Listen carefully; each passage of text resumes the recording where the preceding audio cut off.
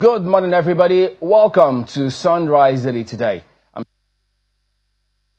You cannot see the sun, but you know it is up. We really have to do something that follows the dry weather here in the Federal Capital Territory. Which is a blessing. That follows the dry weather here in the Federal Capital Territory. Which is a blessing. Which is a what? We like it. The pollution? No, the dry weather. Yeah, the dry weather is not bad, but the pollution is something I think we need. The Ministry of Environment, both at the council level and at the federal level, really need to raise a lot of awareness on and about. But good morning, lest I forget my manners. Welcome to Sunrise Daily. If you're wondering what the temperature is, it's 26 degrees Celsius in Abuja, the Federal Capital Territory, and Maupe, Ogun Yusuf. Yeah, so, there's been several conversations about how we need to tackle banditry, crime, criminality. In fact, coincidentally, I think the Minister of Defense, where he was also, of course, confirming the military personnel, U.S. military personnel in Nigeria. AFRICOM, the head, did also confirm that narrative as well. So, but of course, it says confirming that relationship between Nigeria and the States, and we have attachment of U.S. Army personnel in the country to figure out that. And people see certain images, such as that it does raise a. Remember that during former President Buhari's time, should apprehend anyone such as this. Is now the interchange alongside several others in the country to just use that to residents there was speaking in the background, saying what they've seen these days, herdsmen, according to them. Well, not that they're taking over the place, but you always see these kind of things in different localities. But when you now see it, bad enough, you now see them bearing weapons such as this brazenly in daytime, you then wonder, what in the world is going on? Well, police in the state claim that they've not seen that because, if anyone else is caught with that weapon, is caught with that weapon, I think, yes, if we remember properly, the DSS charged the former Attorney General exactly, Chamberlain, for illegal possession of firearms. You took that right out of my mouth because I just wrote it down. Illegal possession of firearms. Is this legal? Yesterday, we heard that was one of the charges against an Attorney General, the former Attorney General of Nigeria. He was Attorney General for 8 years. So you would think he knows the law, and it would seem, I was wondering, I said, if he was going to possess firearms, I know that there are certain acts that allow you to possess a firearm, but you have to get, I think it's a certain type, and you have to get a license. Yeah. So a lawyer should know that, not to speak of a former Attorney General. So to see that included in the list of charges that he's facing is really mind-boggling for me. But this is what we're seeing. This was reported on social media around the Daworu area of Kano State yesterday. This was reported across many social media platforms. So this is alarming. Usually people will say that when they see herdsmen, Chamberlain, that they usually see them with sticks. We see them right here. We've complained and complained about the herdsmen in the Federal Capital Territory. This is a city, for God's sake. What are they doing on major roads? Yeah. And not so recently. In some of these conversations we've had with the Minister of the Federal Capital Territory, he said it's a national security concern that if the NSA is interested in getting the herdsmen off the roads, that they will be able to find a solution. So he pushed that book nicely to the table of the National Security Advisor. And he's repeated it over and over again. And I wonder sometimes, is it that the National Security Advisor didn't hear that part of this conversation? I would have thought that at the minimum, there would have been some sort of rejoinder or a sort of conversation that this is what they're doing about it. But as it stands, we still see it. I think where residents will now really get alarmed is if they ever see this sort of situation where the herdsmen now begin to carry guns as they are now carrying in other parts of the country, as has now been pictured. Because sometimes people just say this thing and people say, where did you see it? Come on, in my area, they are still carrying only sticks. Maybe you're exaggerating these things. But this is what people have now seen. And ideally, we know that in a state, the state is supposed to have is monopoly of violence. That's one of the reasons why it is illegal for we're not in the United States of America. They have other laws that permit their residents or their citizens to carry firearms. And you can't even just do it anyhow. There is regulation concerning how you can do that and how it is permitted to use. But this is, we're in Nigeria, where it is prohibited. I think it's Dane gun that you're allowed to have, and it's for hunting. So that's certainly not a Dane gun. I mean, I don't know much about firearms, but I certainly know a Dane gun. I know the ones I see hunters carry in the villages. So I know that is not a Dane gun. I would think that we should be getting some response from either the Commissioner of Police in Kano State, and also a reiteration from our authorities, from the state in whom we have all placed our idea or our collective security, who they are supposed to bear arms and protect us. But clearly we can see that things are beginning to fall apart at the seams. We are struggling to protect ourselves. And some people will argue, this is me playing devil's advocate now, that these people too, these herders, they too, because they sometimes have to roam the bushes, they are also at the mercy of those who come to that doesn't look like a bush there. I mean, he's passing through the city to go to the bush. And then when he gets to the bushes, those who come to rustle their herd. We know about cattle rustling, and these people usually come to take it by force. So maybe this is his own way of protecting himself and protecting his herd. After all, this is all of his wealth that he's walking with in his possession. Ignorance of the law is exactly, but this is where we are. So the state has to assert itself. I refuse to accept, and people have said it over and over again, that Nigeria is a failing state.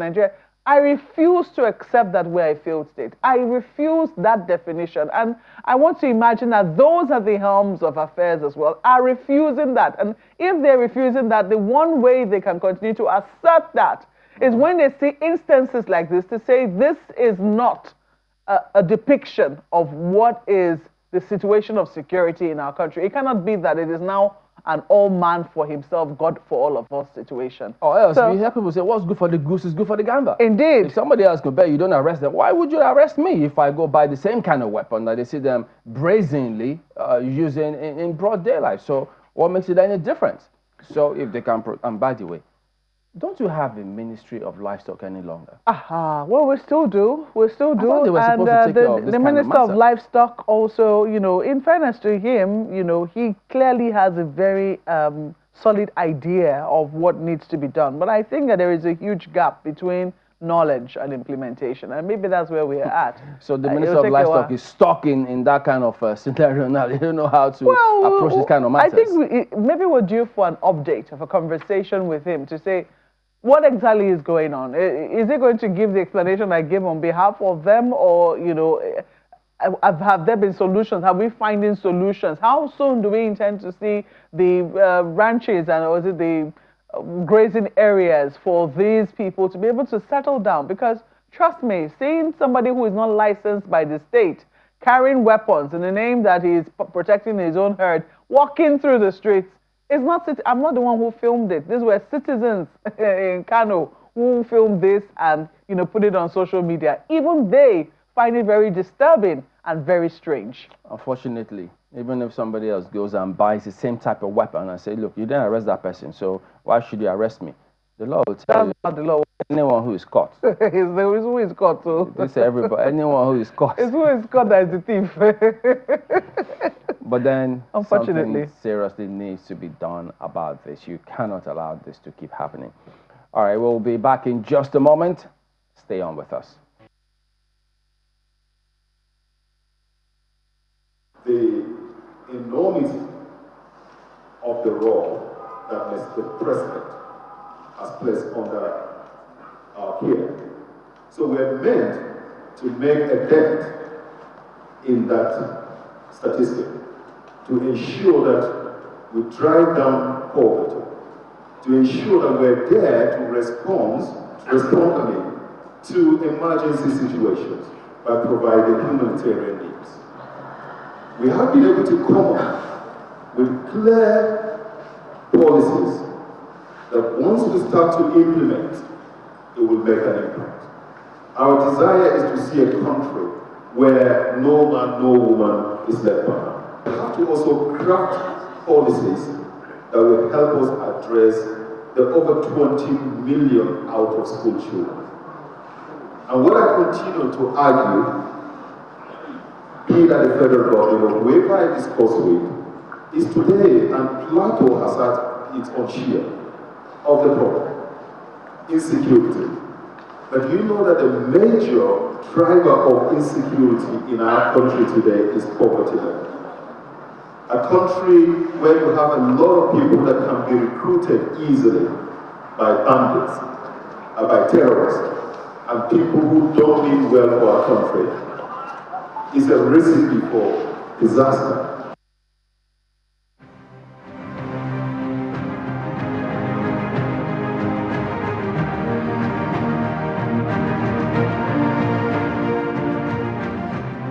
Welcome back to Sunrise Daily. Well, speaking about poverty, the poverty numbers remain alarming. Millions, as you may remember, still multi-dimensionally poor, lacking food, healthcare, education, even basic security, even as government's intervention programs expand.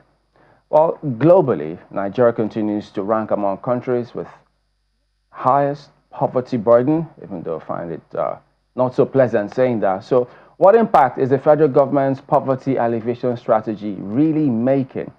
Well, joining us now is the Minister of Humanitarian Affairs and Poverty Alleviation, Dr. Bernard Doro. Good morning. Thank you for coming in today. Good morning. So quite a number of grounds to cover. I mean, first of all, how are you settling into office? Right. Hectic, tiring, but rewarding. Very glad to be doing what I'm doing now. Okay. So, well, much as you're new, you may be settling in, but as you also know, Nigerians are not new to some of these poverty figures. So what do we have on ground to convince you, or perhaps even those on the outside, that this ministry is indeed fit for purpose?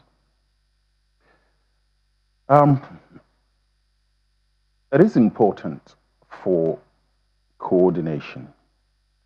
The ministry is there to be able to coordinate interventions. You need a central body to specifically give strategic direction to fighting poverty and also meeting humanitarian needs. And so the place of the ministry is not questionable. Because without a central coordinating body, it becomes difficult to have a deliberate strategy to deal with the problem at hand. So if you ask me, the ministry is needed. It's needed to be there so that it can give that direction and that strategic direction for humanitarian intervention and poverty reduction. There must be times that you probably feel overwhelmed, especially if you look at the very big picture, as opposed to when you're taking them one step at a time. How do you deal with such mindset?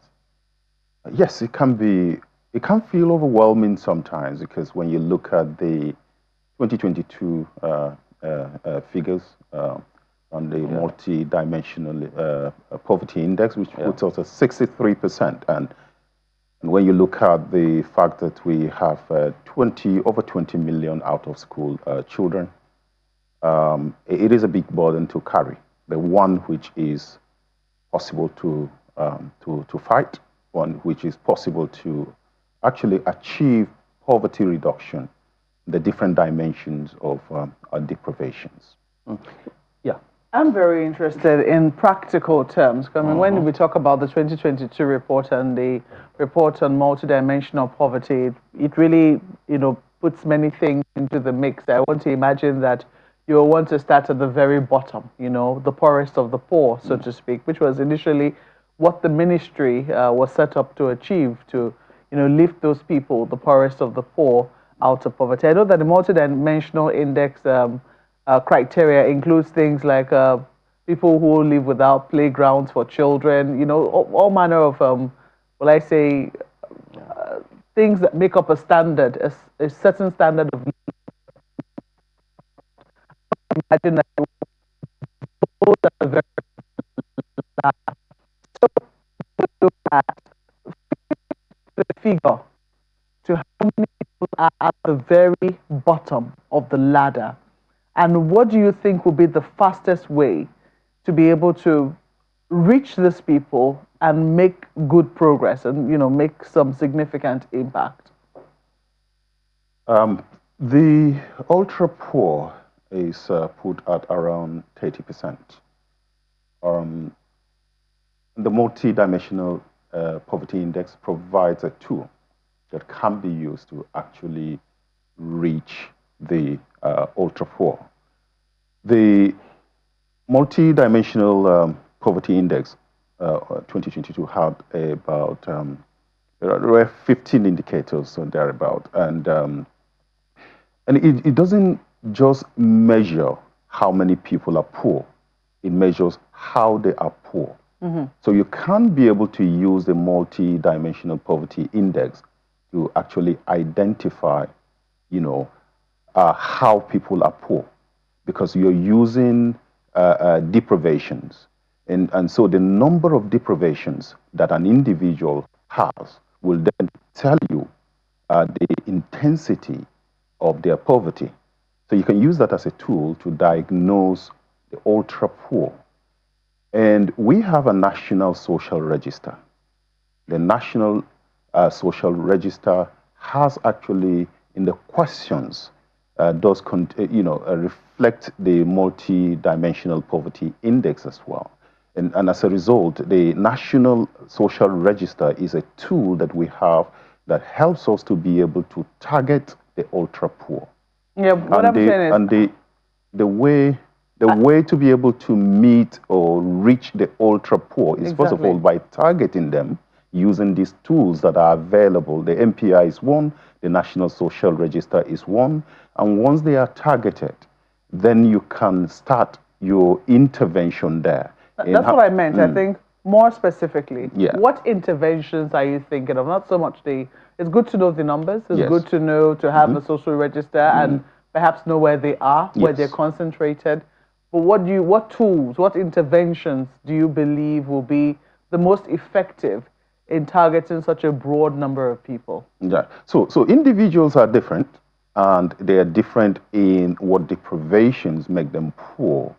And for me, looking at the system overall, I believe that having a very clear graduation pathway is the way to get the ultra poor out of poverty.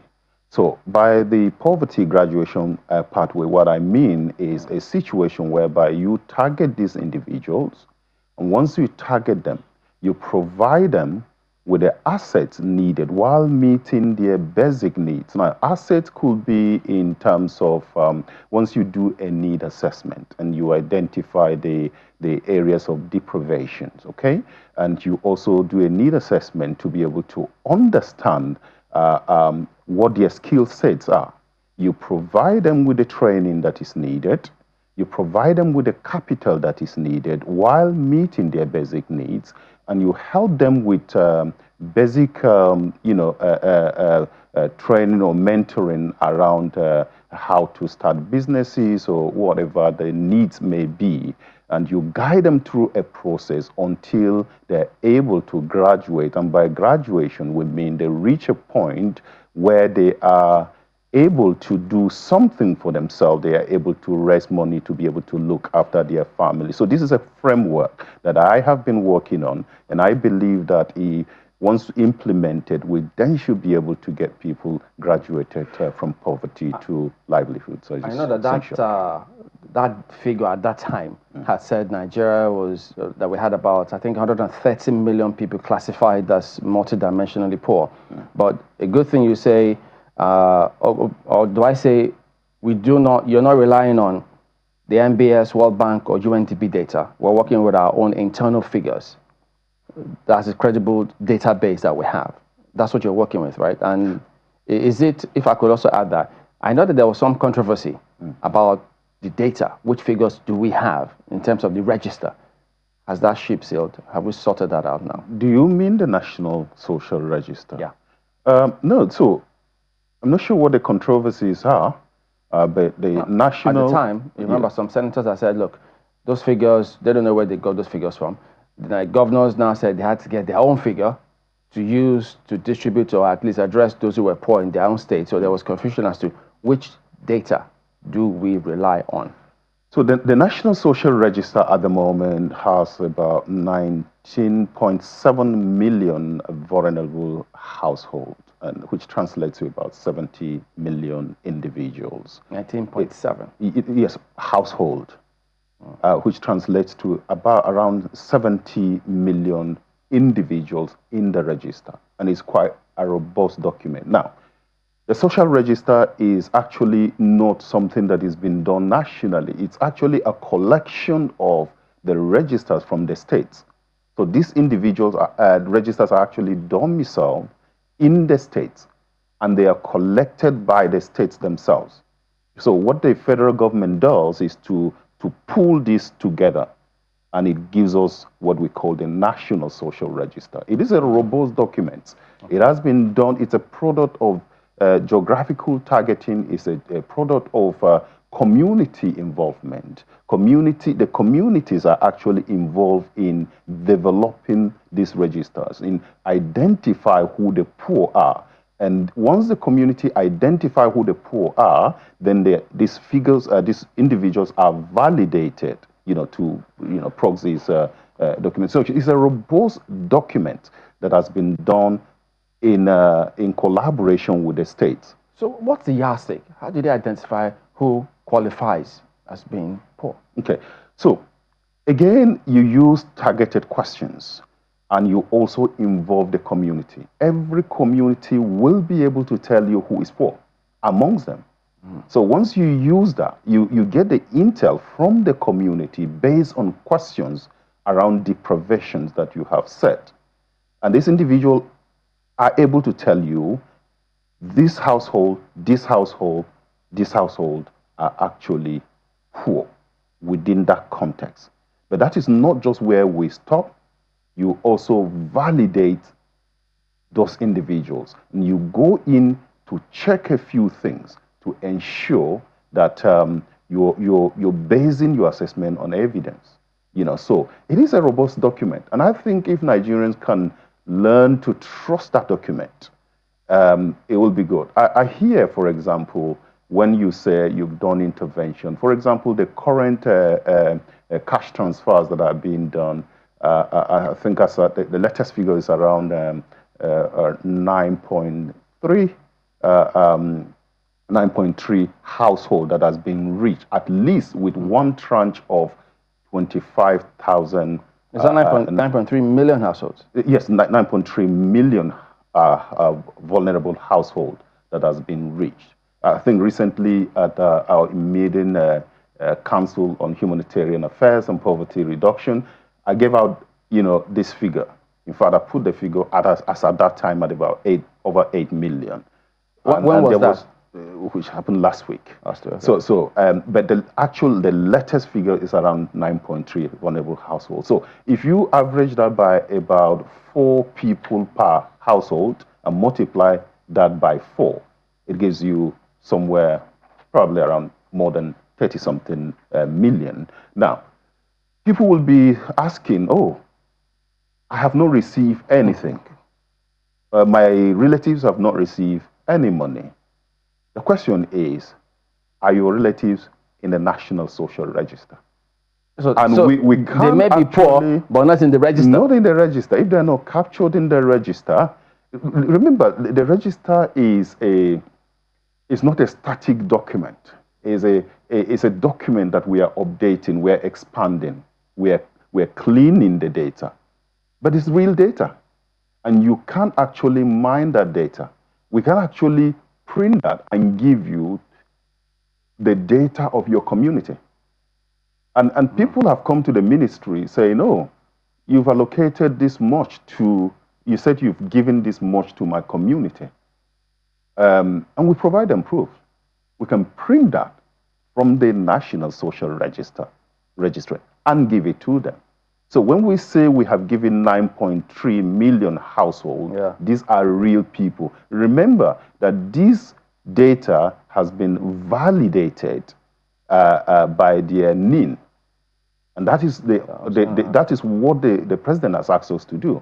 So whoever is receiving support through the National Social Register, their details have been validated by the NIN and their BVN. I'd be very interested in that particular data because, I mean, I'm sure all of us come from rural communities and we certainly will be very interested in how this data, you know, if people from our rural communities are included or whether they qualify or are identified. You know, when you said ultra poor, I was like, oh, what's a description? Yeah. You know, when you use ultra, especially when you're using it with regards to technology, it means you're really, really they can't afford poorest of the poor.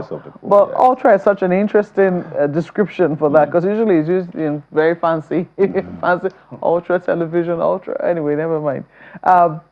Recently, we saw this press release, the government of Nigeria and humanitarian partners launching an urgent appeal for $516 million to provide life-saving support to 2.5 million people in the northeast of Nigeria for 2026. And there were talks around the lean season, so to speak. People are afraid that humanitarian needs are dramatically worsening at a time when they're facing the steepest decline in international funding for humanitarian operations. We were under the impression, because this is something we've also seen in Borno State prior to now, the governor of the state trying to close down, even before this, will I say, the U.S. trying to close down or closing down U.S. aid operations. We had seen a situation where the governor of Borno State, Babagana Zulum, was trying to shut down the camps because he believed that the communities, the local governments that had hitherto been in the hands of insurgents were now safe. They had built some houses in some of those communities, and that they wanted a situation whereby people who were in the camps, who come from this community, went back to their communities and started life there again. They feared that there was a dependency problem starting to manifest in some of these areas where the humanitarian camps existed. I do not know, we've been unable to measure in very clear terms the success of his move to do that, but as I said, that was prior to the emergence of President Donald Trump and the move to close down U.S. aid, which was a big donor agency, so to speak. Now, we're seeing this particular press release. Now, what started to bother my mind was, first, do we still have humanitarian camps in these areas? I mean, how bad is the humanitarian situation in these areas, the areas of Borno, Adamawa, and Yobe? And what exactly will these interventions be meant for? Was it that we're still giving them food aid? Were we still giving them medical assistance? What exactly was the situation, or what exactly is the situation of this that would necessitate us raising this much money to provide humanitarian assistance? Thank you very much. So, first of all, just to respond to your need, the issue you raised around the register, I'm happy to provide you with a report of your village, if you know, from the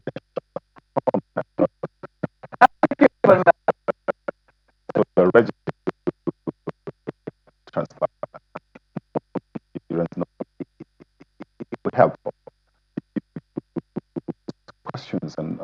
few. And we've had people come to the ministry to ask questions, and we provided them with reports. So I can give you that assurance 100%.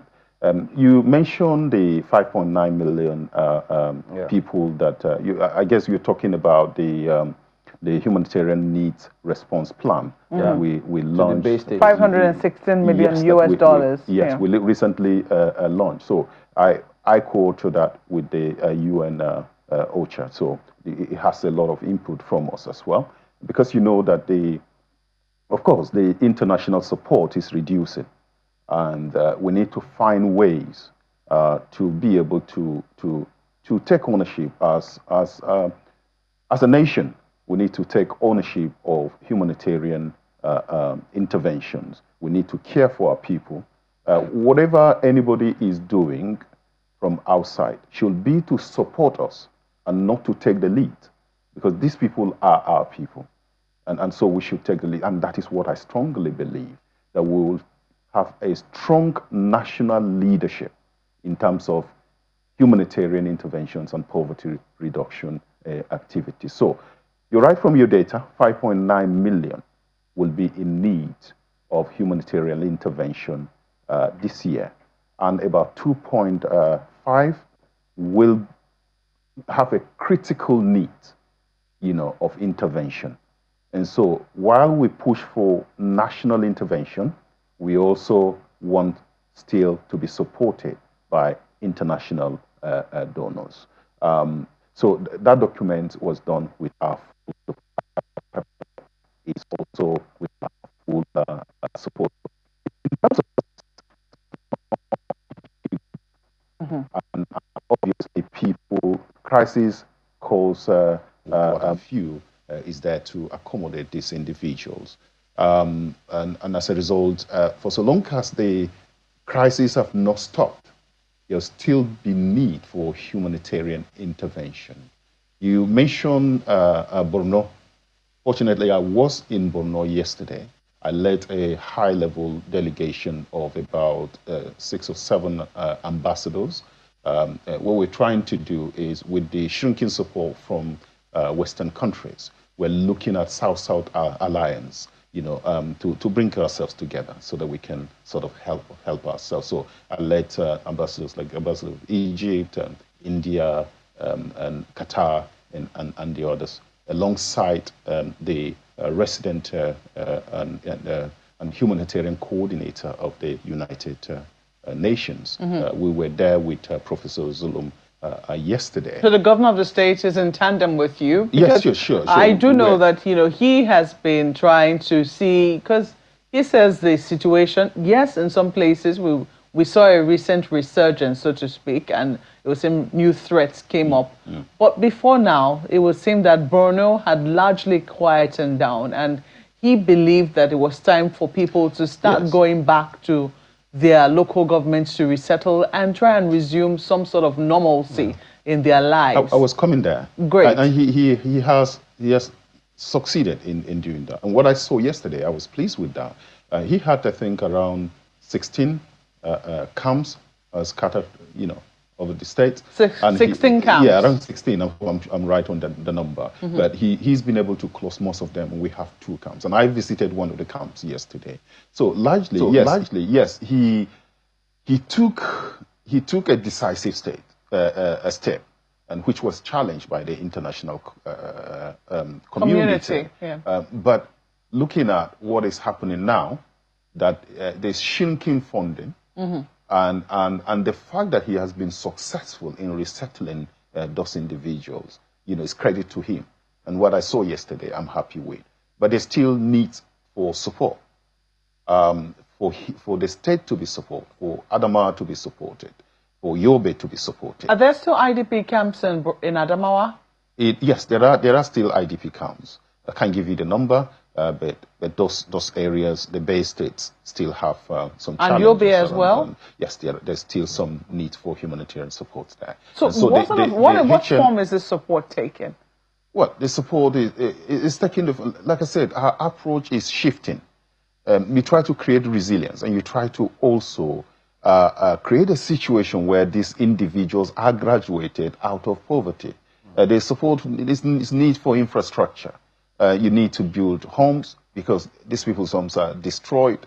You need to build infrastructure. You need to give them basic needs of life. So the support is still there. And that is why the HNRP, which was launched, captured those sort of needs. And so if we can have the international community come alongside us to be able to support and national government take leadership, then we are able to reach those individuals. So there's still need for support. And the support does not just stop there. The North Central also requires some form of support. And we're glad with the responses we're getting from the international community at the moment. And so if we can harness that and coordinate properly, I believe that we can be able to meet the needs of our people. You know, you had said that we have 19.7 million households who are poor, and 9.3 million households have been reached as at last week with some of this intervention. So despite how much money we spend in all of this intervention, we're still not ranking probably as we may like to see improvements. So in your first year in office, do you have targets? What measurable results should we expect? What are you targeting? Okay. So first of all, let me correct the fact that the figure you get. I didn't say 19.7 poor. 7 million households. Yes. No, captured in the National Social Register. So 19.7 million households have been captured in the National Social Register. So there could be a lot more, but they've not been captured. Yes, they've not been captured. So when you look at the poverty index, the MPI 2022 put us at 63%.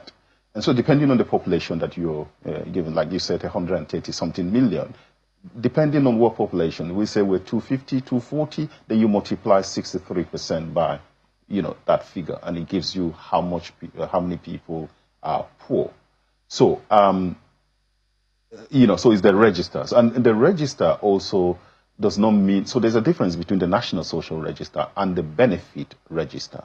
So the National Social Register is there for people to mine.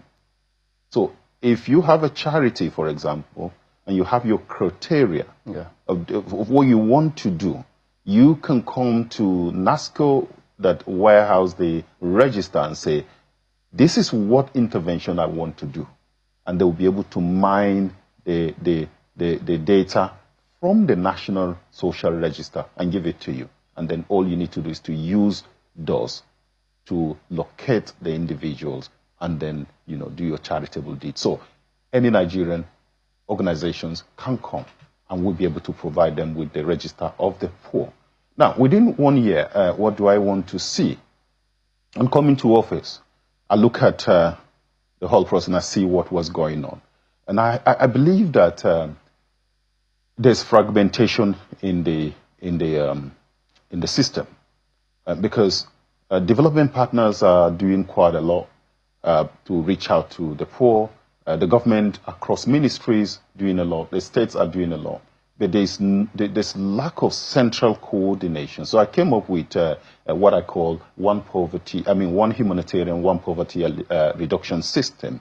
So the one response system is a way of coordinating all the efforts in terms of humanitarian intervention and poverty reduction in the country, so that we're able to pull these together to have clear visibility of what is happening at any point in time.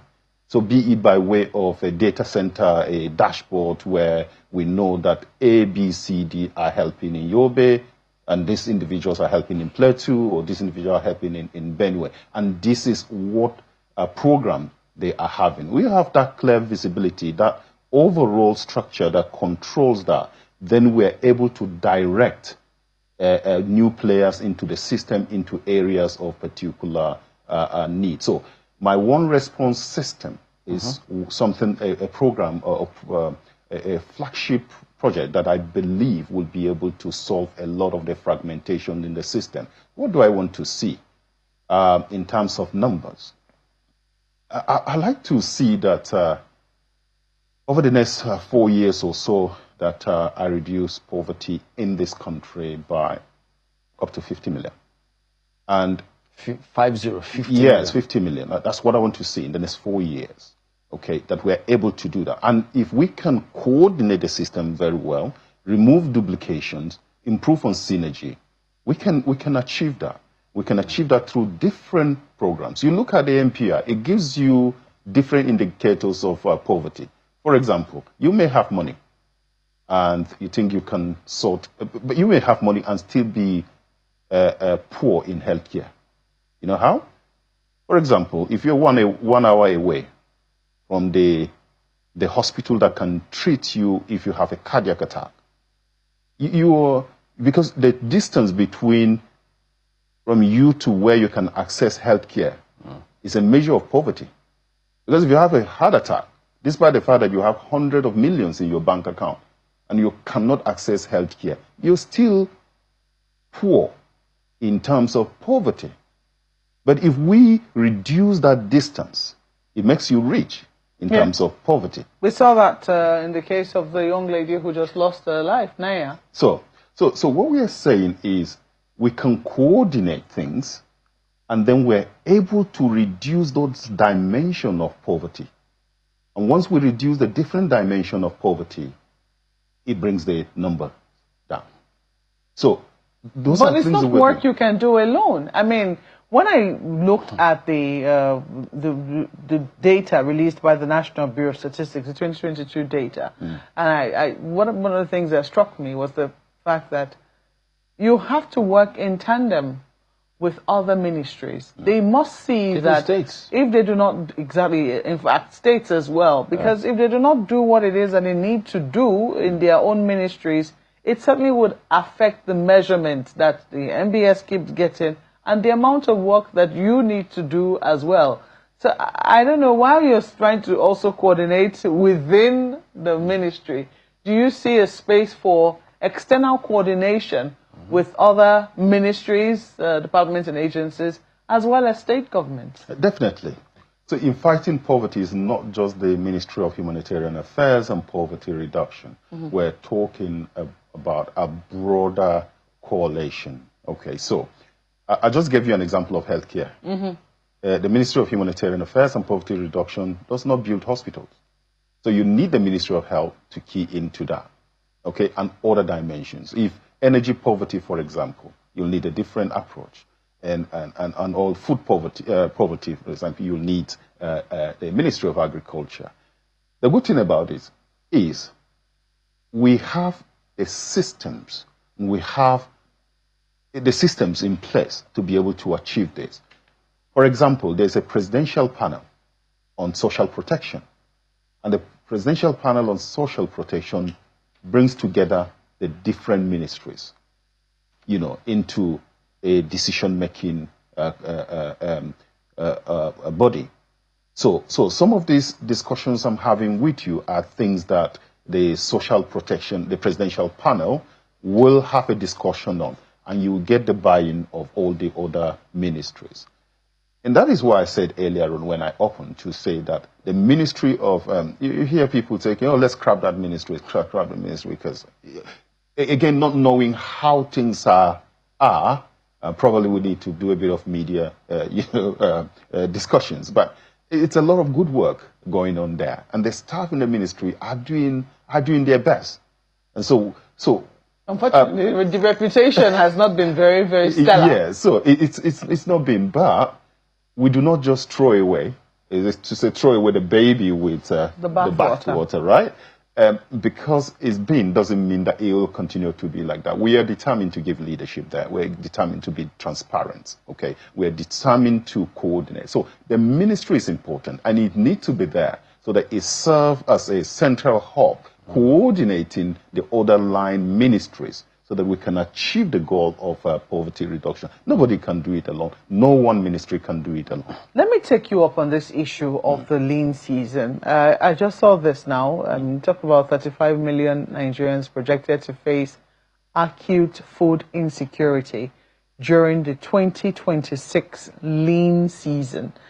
It continues to bother me as a Nigerian citizen, knowing just how rich Nigeria is and how much food we produce during the harvest season. Give you an instance. In recent times, if you go to the market now, if you were to buy, say, a basket of tomatoes or peppers, we know well, I want to believe that many people who go to the market know that the prices have come down relative to what they were, say, in December or November, and significantly so. And we know that that's because there is an abundance in the harvest right now. And yet, there is no way, we have no mechanism to preserve what we're currently harvesting right now to last us through the seasons when we know that these things will not be in the market, or when we know that farmers will not be able to produce it, or the weather might not, be kind enough to let us produce this thing. So I'm wondering whether this is something that really bothers you, because we see just how connected it is to the issues of insecurity and the situation of acute malnutrition which our people face. So the figure you have just given are projections. It's not actual measurement. So when you do projections, what you're saying is that assuming things don't change, policy directions, assuming that crises continue. So there's a lot of assumption into it. It's not to say clearly this number is going to suffer acute deprivations in the specific areas of food insecurity. But again, having said that, the crisis is not completely gone.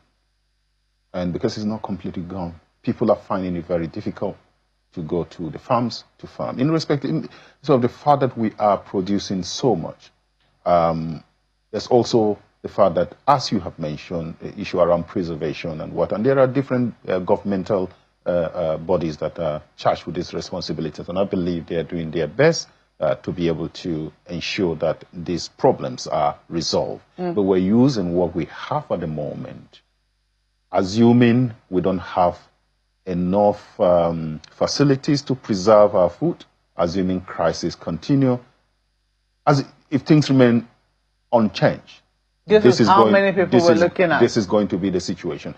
Those projections are good for government to then take preemptive measures to ensure that that doesn't happen. Yeah, I think for me generally, whilst you certainly need to be concerned about the figure, I'm concerned more about the fact that as a country, we continue to have a lean season.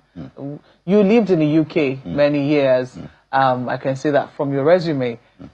I don't think that you for once heard that there was a lean season in the UK where you live. But in Nigeria, it continues to be our reality that we cannot have, a certain consistent production or a certain guaranteed amount of food within the system within a particular period. We will always go.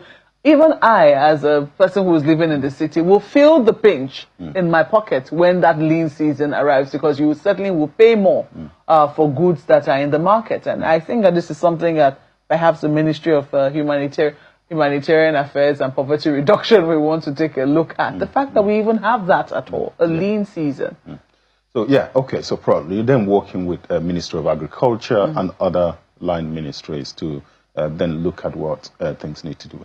Contrary to that, I've lived in the UK, as you said, but currently, again, the situation we are facing is not just unique in terms of cost of food, cost of living. It's not just unique to Nigeria, the UK. From when I went there and from when I left to come and assume this responsibility, I think I would be fair to say that it tripled in terms of the cost of living. The cost of living tripled, and other international factors that are coming in and what have you. Yes, it's not acceptable that as a country we will have certain seasons that individuals are suffering, and that is why the Renewed Hope agenda is there, to be able to pull these things together and find solutions. And I believe that the government is working very hard to achieve that. We're winding down now, but international best practices, they usually tie poverty programs to clear